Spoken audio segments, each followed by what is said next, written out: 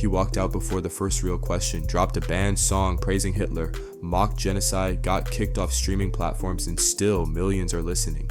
But this time it's not just controversy.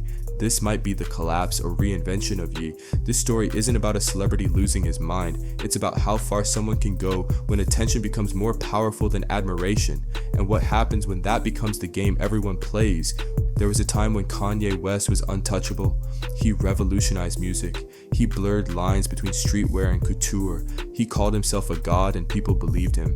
He went from the college dropout to EZ, from producer to fashion mogul, from Grammy speeches to presidential campaigns, but somewhere along the way, that line between brilliance and breakdown, it disappeared. At first, it seemed like Ye was just being, provocative, unpredictable, always pushing limits.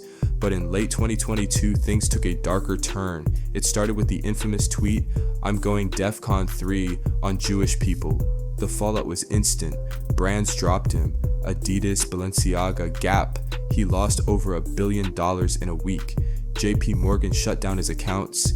His partnerships dissolved overnight, but instead of apologizing, Ye leaned deeper into the chaos. He praised Hitler, he wore Nazi-inspired designs, he began posting unfiltered rants about Jewish people, and he did it in front of millions of followers with no filter, no breaks, and seemingly no remorse. When Piers Morgan invited Ye back for a follow-up interview, the goal was simple: hold him accountable, but that's not what happened. Like, how many followers do I have? Well, how many is it? I think you could do the study. You got a whole staff over there. I thought it was 32 million. How many is it? You obviously know. Don't help them out. You know, they. I'm told it's 33 million now. So congratulations. You're slightly bigger following than I thought. No, congratulations. Your information is correct. You're not just some, dude trying to sub. I'm a gift, bro. You know what I mean? Why do all you people in media act like you haven't played my songs at your weddings or graduations or at funerals or when your child was born? You take somebody that's living like a Lennon, a Michael Jackson, and you just take all this time to just, like, that nuance right there. It's idiotic. It just shows the hate that you put out for people that put love. There's so much love in the art that I put out. With all due respect, what are you talking about? I haven't said anything. What are you talking about? It's 30. Okay, now you're not taking accountability or responsibility. You said it. You implied I haven't played your music. Of course I played your music. No, sir. This is what you get for now. We can circle back when you can count. Okay. What began as a tense, awkward exchange quickly became a full-on implosion. Walked off before Piers could even finish his first real question. Just like that, he was gone. Left behind was YouTuber and provocateur Sneeko there to support and what happened next was jaw-dropping. Honestly, what you're trying to do is you're trying to get good content which will promote you, Sneeko. And I'm just curious how you, Sneeko, deal with the fact that you are so openly associating yourself with somebody who seems to worship Adolf Hitler and is pro the Nazis. Do you feel comfortable about that? No, we worship God. He worships Adolf Hitler. I'm here promoting this. We could talk about how pathetic it is that you were essentially working for Israel up until a couple months ago and promoting When was I working for Israel? Like genocide and not pushing back. When was I working for Israel? If it's pathetic to make films behind the scenes of one of the greatest living artists, probably the greatest living artist, well, he certainly was. To point the finger at you. He certainly was he was a great artist. Unfortunately, he's become a rampant anti-Semite who adores Adolf Hitler, embraces Nazism, uses swastikas, I'm pretty sure he says he loves everyone. To sell his merchandise, I'm not going to speak and has a new record out called Heil Hitler. So forgive me if I don't currently see him as one of the world's great artists. Everything you're saying in this question is incorrect. Yeah. But I don't see everything you're saying in this question is incorrect. Sorry? The song isn't out. The song isn't out for one. And two, he says he loves everyone. He says he loves Jews. He says he loves Hitler. He says he loves everybody. But so when he says, let me ask you, given you're the one sitting there, he said Jews were better as slaves. You have to put your Jews in their place and make them into your slaves. You then said make your Jews work for you, but watch them as close as you can, whip the Jews. You comfortable with that, Sneeko? I think I find it funny. That's not something that I would do personally. I don't whip anybody. You think it's funny, do you? Whipping Jews? Slavery. Using Jews as slaves? You think that's funny? I think the context of that is funny, yeah. What's the humor? To remove any sense of humor I'm missing from the that humor. is What's the ridiculous. humor? Do you want me to break down a joke for you? You think it's a joke, do you, about whipping Jews? Yeah, I'm pretty sure it's a joke because I've been here for a couple weeks and he hasn't whipped any Jews. Instead of condemning hate speech, Sneeko laughed, minimized it, justified it.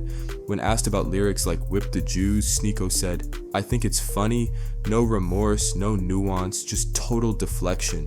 Meanwhile, Ye's new track "Hi Hitler," though banned, was gaining traction fast, not on Spotify or YouTube, but on X, where it racked up millions of views. Then came this moment on the Joe Rogan Experience. The Jews. Have you seen fucking Kanye's new song? Bro. What is What? Here's the thing. What?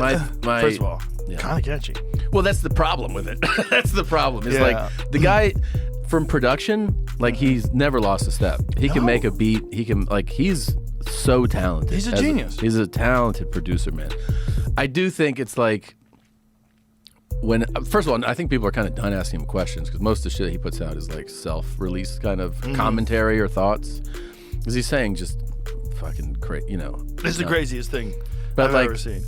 But there is a thing where that song is like, what are you doing, dude? Like, what are you doing for It's real? the ultimate pushing back. Yeah, I guess.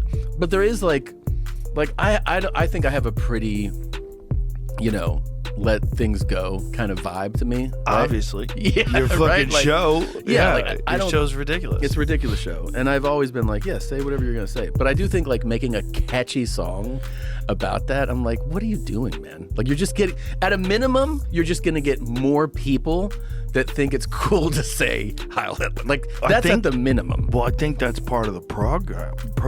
Yeah. I think it's part of what he's trying to do. But I mean, is that cool to do? I guess if you're like, well, it's fun to troll the masses and get them to do that. Okay. But what I'm saying is that like at a minimum, you're going to get less educated people to go like, this is a fun thing to say. And you're like, I mean, is that good? You really want people just walking around being like, it's tight, man. Heil Hitler. Their reaction was honest and chilling. "This beat is amazing," Donita Rogan admitted, "but the message, it's insane. Even with all the hate, Ye hasn't lost his talent, and that might be the most dangerous part. Let's be honest, banning the song didn't stop it. If anything, it supercharged it.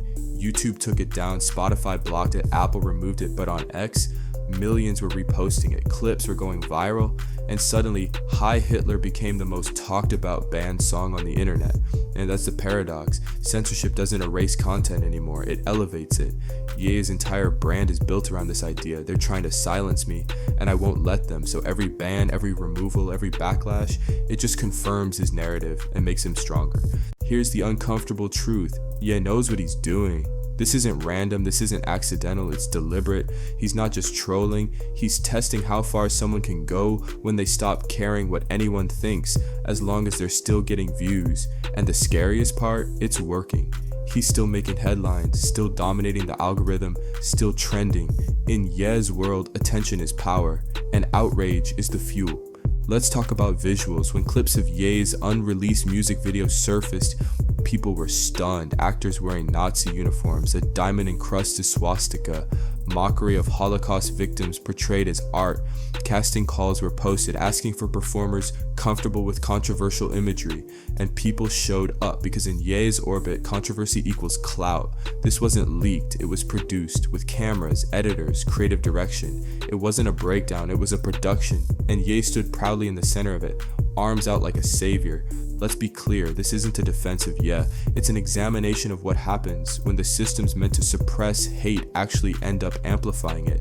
The minute the song got banned, everyone wanted to hear it. They searched, shared, screen recorded, reposted. Why? Because once something is forbidden, curiosity takes over, and Ye has weaponized that curiosity better than almost anyone alive. So what now? Ye's earlier catalog is legendary. Graduation, Dark Fantasy, Yeezus, they shaped an era. But now every replay is haunted. Every fan is forced to ask, can you separate the art from the artist? When the artist becomes this, some say yes, some say no, some say they just don't care, but yeah isn't waiting for the answer. He's already moved on to the next post, the next track, the next firestorm, and whether you love him or hate him, you're still watching. Kanye West didn't disappear, he evolved. He stopped chasing acceptance and started engineering outrage, because in the digital age, being admired is optional, but being talked about, that's everything. He walked out of interviews, dropped hate-filled tracks, and dared the world to look away, and the world didn't. This isn't a story about cancellation, it's the story of someone who figured out how to flip the outrage economy into a spotlight and then refused to step out of it. And if you've made it this far, clearly you're not looking away either. So do us a favor, tap that like button, subscribe for more deep dives like this, and turn on notifications so you never miss what comes next. What happens when the world stops canceling, and starts singing along instead.